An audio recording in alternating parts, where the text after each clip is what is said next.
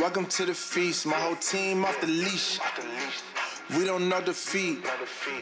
Everybody eat, hey, you know I'm a beast. You know I'm a beast. Alors aujourd'hui, mon invité, il a gagné 44 groupe 1, 1 prix de l'Arc, 5 Jockey Club, 4 prix de Diane, 2 poules d'essai des poulains, poules d'essai des pouliches 5 fois, Coronoché Stakes 2, Champion Stake 2. On va s'arrêter là, j'ai pas besoin de vous le présenter. Jean-Claude Rouget, comment ça va, coach? Très bien. Ça va bien? Déjà, bien. c'est un honneur déjà de te recevoir. Et ma première question, c'est comment on fait pour devenir coach, tout simplement? J'ai eu on peut dire peut-être la chance. Il y en a qui l'ont eu comme moi et puis qui n'ont pas eu la carrière que j'ai eue, mais je suis né dans le sérail. Je suis né dans un haras, donc pendant 14 ans, j'ai fréquenté l'élevage. Déjà, c'est important. On entraîne de savoir comment ça se passe avant. Baigné dedans, ouais. Et puis après, c'est greffé. Mon père s'est installé entraîneur, j'avais 14 ans. Ensuite, à Senones, dans la Mayenne. Et puis, voilà. Après, j'ai attaqué parce que je devais avoir quelques dons de coureur à pied. Et j'ai attaqué 6 ans de demi-fond. Cadet junior, première année senior. Et ça, je pense que ça a été primordial pour moi pour comprendre tout ce qu'on peut ressentir, aussi bien le cheval que le jockey, que moi-même, pour essayer d'améliorer la performance du cheval naturellement. Pour moi, c'est un cheval qui court, c'est pas un cheval, c'est un humain. Donc, j'ai essayé de transposer tout ça. Et puis, au cours de mes stages chez les entraîneurs, j'ai essayé de me faire une idée sur les chevaux qui étaient là. J'étais juste observateur. Et puis voilà. Puis un jour, je me suis réveillé un matin en disant « Je vais prendre ma licence ». C'est parti. J'avais 24 ans et demi. Donc selon toi, quelles sont les qualités essentielles qu'il faut pour être un bon coach? Il y a 3 grosses parties. Bien connaître l'animal, savoir l'observer, être en phase avec l'animal tout le temps. Il y a la partie communication avec les propriétaires, essayer quand même de ne pas les laisser trop à l'écart. Et puis, la partie la plus difficile, c'est le social. C'est de monter une équipe. Au début, on était 3. Moi, je travaillais avec eux, on était tous les 4 à cheval. Après, on a été 8, 10, 15. Je ne pensais jamais que j'allais monter une équipe de 65 comme j'ai aujourd'hui. Mais ça, c'est pas facile. C'est pas facile, ça s'est toujours bien passé parce qu'on a bien managé ça. Ça se passe toujours bien, mais voilà. Plus les générations avancent, plus ça va être compliqué à mon avis, parce que c'est un métier difficile où il faut se lever de bonne heure, les box à faire, les chevaux à monter, et puis plus on a une écurie performante, plus on a de responsabilité à monter des chevaux de valeur. Tout ça, c'est très compliqué. Mais bon, ça fait 43 ans que je pratique et j'attaque la dernière partie, on va dire. Moi, j'aime bien dire quand mes amis me demandent « Mais comment il est Jean-Claude Rouget ?» parce que vous êtes considéré comme un des plus grands coachs du monde hippique. Et moi, je dis souvent, c'est le Popovic, Popovic des chevaux. C'est quoi votre style par rapport à comment vous managez vos équipes? Vous considérez comment? J'ai changé depuis le début. Au début, on a une telle peur de ne pas réussir que... Au début, c'était très dur. J'étais dur avec les gens avec qui je travaillais. Parce qu'il faut une telle rigueur. Et moi, je dis toujours que nous sommes un peu des joailliers. Et pour tout mettre, assembler toutes les pièces, il faut que toute l'équipe participe. Donc, il ne faut pas faire de faute. Aussi bien pour le premier garçon que pour le garçon de voyage, que pour le cavalier d'entraînement le matin, que pour le maréchal ferrant. C'est un ensemble de choses où, comme on dit, on ne lâche rien. Mais ça, c'est dans tous les sports. Tu dois savoir que dans le basket, c'est pareil. Bien sûr. Il ne faut rien lâcher. Mental, quelque chose de super important pour toi, par rapport à comment tu vas manager les jockeys, par exemple? Je pense qu'en prenant de l'expérience, on devient meilleur. On devient meilleur parce qu'on a toute l'expérience derrière qui nous a appris que ce n'était pas la peine de s'énerver des fois. Ça ne changeait rien. Prendre de la hauteur un peu. Prendre de la hauteur. Les jockeys, il faut vraiment les laisser opérer. Une fois qu'on met le jockey à cheval, tout ce qu'on a pu lui dire avant, ça peut être foutu par terre parce que parce que le rythme du début de course n'est pas forcément celui qu'on a prévu. Je ne crois pas qu'il faut enfermer beaucoup les jockeys dans des ordres. Ce qu'on appelle les ordres, qui est très mauvais mot pour moi, c'est plutôt des conseils. Des conseils, ouais.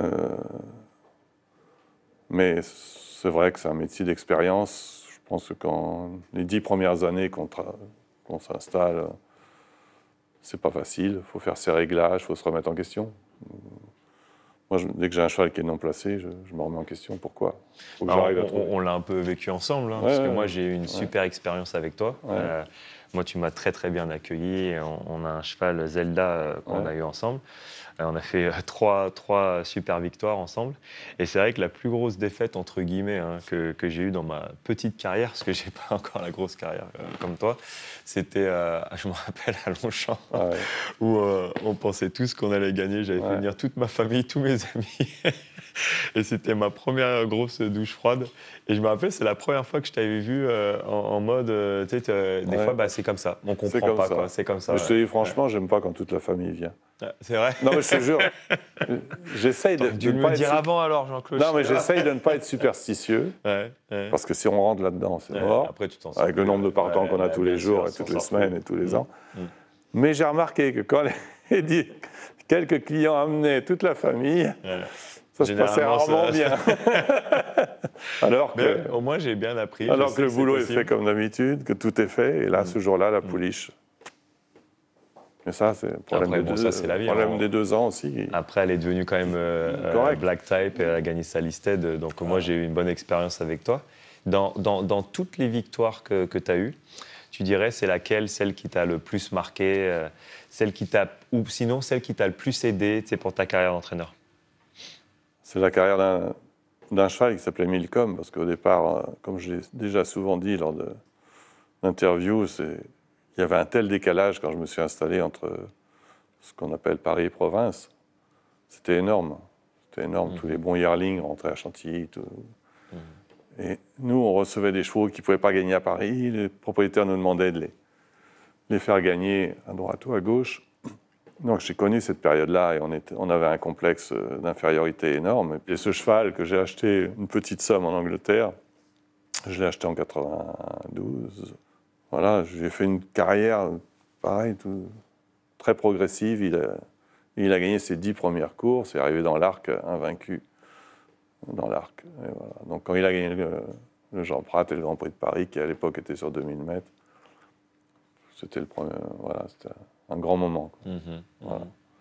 Après, j'ai gagné d'autres très belles courses, donc c'est difficile d'en retenir c'est une. difficile. Mais... C'est le cheval dans son ensemble, c'est le cheval qui a décomplexé la province, c'est le cheval qui a fait beaucoup pour la France des courses, qui après est devenu autre chose que la simple vie parisienne des courses, comme c'était avant. Ta plus grosse défaite?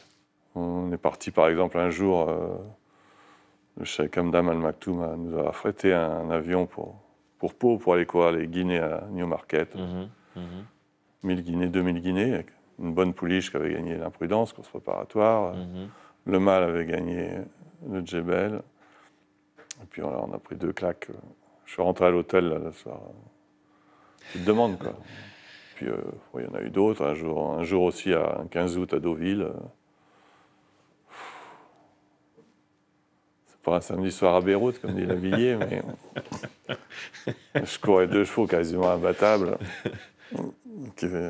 Manzor, qui avait 4 ans, et puis et Bramto, qui avait gagné le Jockey Club. Et on a pris 2 ploufs, là aussi. Même avec l'expérience, c'est assez récent. C'est dur. C'est dur. Par rapport à toute la carrière que tu as eue, est-ce que tu as encore des rêves? Est-ce qu'il y a encore quelque chose que tu aimerais accomplir? Ou est-ce qu'il y a encore une course que tu aimerais gagner que tu n'as jamais gagnée? Il y a plein de courses que je n'ai jamais gagnées. J'ai jamais gagné le Jacques Le Marois, j'ai jamais gagné le Prix Morny, entre autres. Non, c'est l'intérêt du métier. On rentre beaucoup de yearlings tous les ans, une centaine. On sait que là-dedans, il va y avoir 3-4 bons chevaux. Et puis, l'intérêt, c'est de les découvrir, et puis après de les façonner, et puis d'être assez régulièrement présent dans les 4 classiques français, c'est-à-dire les 2 poules d'essai, le Jockey Club et le Diane. Ce sont les 4. Puis après, essayer de performer en Angleterre, comme on l'a fait cette année avec Vadeni, comme on l'a fait à Scott avec Hervé Dia, avec Arkema. Gagner des groupes 1 à Scott, pour nous, c'est C'était génial, hein. Moi j'y suis allé pour la première fois, là, c'était énorme. Hein, parce que la passion des Anglais là-bas, elle est incroyable, hein, pour les courses. Quand on gagne les groupes 1 en impressionnant. Angleterre, c'est vraiment de la très très haute volée parce que ils ont quand même, on le voit tous les ans, un parc de pur sang supérieur au nôtre. Et d'aller les battre chez eux dans des groupes 1. Tu prends plus de fierté de gagner à Scott ou t'aimes bien quand même gagner à domicile, Moi, j'aime bien. Non, à Longchamp, le Diane, le tous les Jockey's groupes Club? 1, je fais pas la fine bouche. Ouais. Si tu pouvais donner un conseil à un gamin qui aimerait devenir le prochain Jean-Claude Rouget et devenir coach, tu lui donnerais quoi comme conseil? Comme conseil, je lui dirais surtout d'essayer de prendre le métier. C'est pas facile à faire, c'est plus facile à dire quand on a 40 ans de métier. Mais je pense qu'il ne faut pas trop se compliquer la tête. Avoir un petit peu de recul sur chaque chose en étant ferme dans sa façon de travailler. Voilà. Mais essayer de dormir la nuit, parce qu'il faut dormir la nuit. Et ça, c'est compliqué quand on débute. Moi, au début, c'était pas question de déjeuner avant les courses. Hein. Ah ouais. Carrément, ouais. Aujourd'hui, je mange un peu trop. Mais je pense qu'il y a trop de gens qui... Je les vois sur les ordres au jockey. Faut laisser faire un peu les choses. Le cheval qui est bon, il va gagner. Plus vous allez tendre votre jockey, moins ça va bien se passer. Faut laisser un petit peu les choses se faire d'elles-mêmes. Qu'est-ce qui vous pousse encore aujourd'hui à continuer votre carrière? C'est toujours de découvrir de nouveaux talents. En gros, c'est ça, et de faire plaisir à des propriétaires qui investissent et à qui on va leur amener au départ une pierre qui n'est pas travaillée, puis de la travailler, et puis d'en faire un bijou. Voilà. Vous pensez que vous allez faire ça encore pendant longtemps? Tant que ici, ça va aller, oui. Tant que ma santé va me permettre et que ma passion va être intacte. Mais vous n'avez pas d'envie de voyager, de découvrir un peu le monde, tout ça, non? J'ai voyagé au travers des courses. Oui. Non, les avions, j'en ai un peu marre. Et non, j'aurais envie après de regarder les courses avec l'autre côté de la barrière. Après, il y a le problème de la transmission, qui est un problème très compliqué quand on a une grosse écurie comme la mienne. C'est pas facile. Donc, vous avez déjà préparé ça? Je pense, mais vous avez des noms en tête, des jeunes coachs? Non, pas pour l'instant. Non, pas pour l'instant. Non, je pense encore faire au moins, j'espère aller à la 8000e victoire, qui devrait se passer dans 6 ans. Donc, je pense que dans 5 ans, il faut commencer vraiment à étudier la question, si la santé me permet jusque-là. Merci Jean-Claude, hein. Merci beaucoup. Merci pour votre temps. Merci. Retrouvez toutes les masterclass sur equidia.fr.